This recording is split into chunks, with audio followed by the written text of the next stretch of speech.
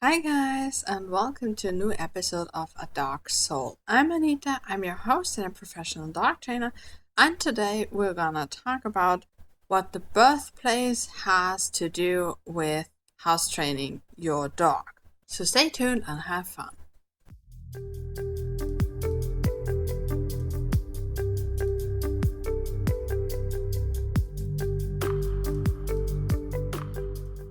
Alright, of course, this is something very important for new puppy moms because house training is one of the concerns that we have when we get a new puppy. And it actually has to do a lot with where your puppy comes from. And this might seem a little weird because you are house training your puppy and not the person you got him from. But how fast your puppy understands where to eliminate himself is dependent a lot on what he has already experienced. For example, if your puppy was kept in a barn and he only had the opportunity to experience straw, then he will only know how to eliminate on straw because he has only connected elimination to that.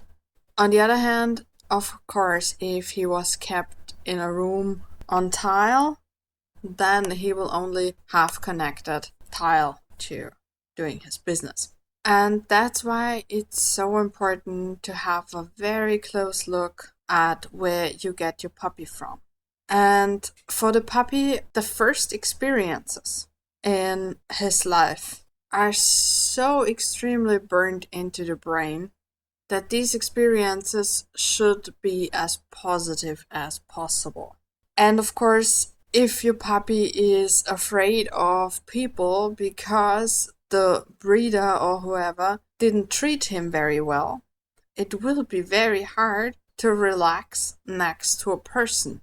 And of course, that's always counterproductive with house training. Because when you try to house train your puppy, you will need to go outside with your puppy and your puppy has to be close to you. Either because you're carrying him or because you are close to him outside. And if your puppy is already afraid, that's very hard. And of course, there are a million more reasons why it's so important that the first experiences in a puppy's life are positive. And that's why you should never buy a puppy from some kind of backyard breeder, a puppy mill, a pet store, or a farm. Never.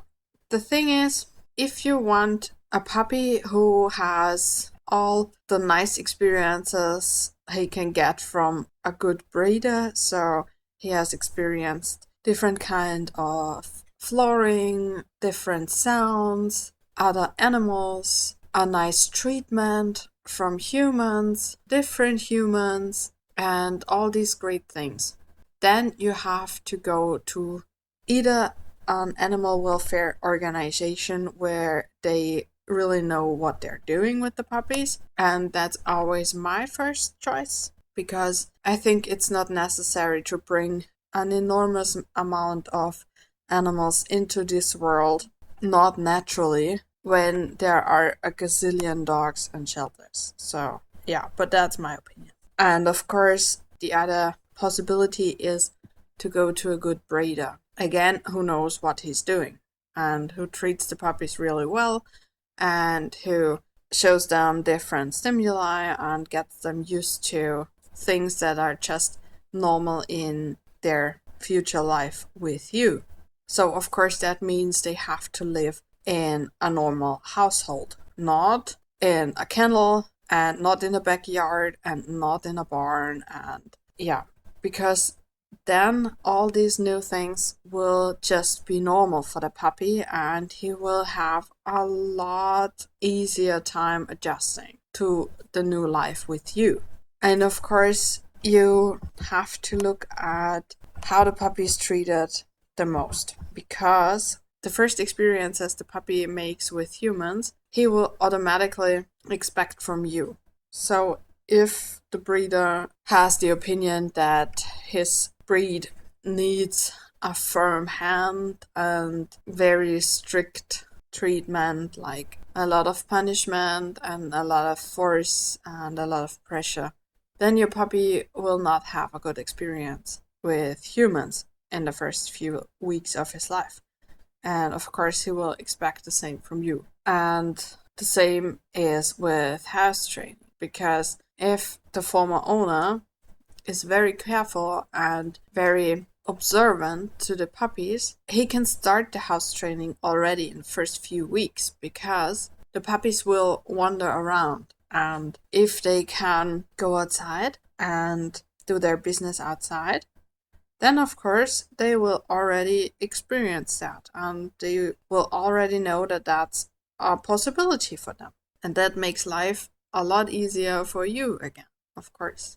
And as soon as you adopt your dog and you bring him home, try to be as observant. Try to see the little signs your puppy gives you that he's about to do his business, like sniffing around, going in circles, maybe even at the door already, because the former owner was very careful and the puppy already knows going outside means he can do his business. And then you will not even need pee pads and stuff like that. If you're very observant and you take your puppy out every single time, or of course there can be mistakes, but most of the time you take him out, then your puppy will connect that very, very quickly. And of course, if you react to his signals, then he will learn that he can show you when he needs to pee, and you will bring him to a perfect spot. And of course, if you have a very, very scared puppy who is not comfortable in close distance to you yet, then a pee pad helps, because then you can just spend time building the trust. And only if you have a lot of trust built up and your puppy is comfortable with you, then you can take him outside. But most of the time, that's not necessary. Most of the time, the puppies are not that scared. And again, this is something that has to do with the former owner and of course also with the mom. So if you go somewhere to meet the puppies and the owner has to exclude the mom because she's either too scared or aggressive or whatever, then take up and leave. Because the stress the mom has is also transferred to the puppies, even in the womb. So it's very likely that the puppies have also some kind of issue with stress or fear. And that will be a lot more difficult for you to deal with than if the puppies have very relaxed and friendly parents. So again, take a very, very close look at where you get your puppy from. And if you need any help with that, just write me an email, write me a WhatsApp, and we'll talk about it in more detail and about your specific situation or the puppies you've already looked at. And I'll try to help you decide what could be a good fit for you. Of course, if you have any other questions, you can tell me as well. I will try to help you as best as I can. And I wish you a great time with your puppy. Don't forget to push the thumbs up button and subscribe to the channel if you like the podcast. And I hope you have an amazing time with your puppy. Take a gazillion pictures because you will love looking at them the rest of your life. So have fun with your puppy and we'll see each other next week. Bye!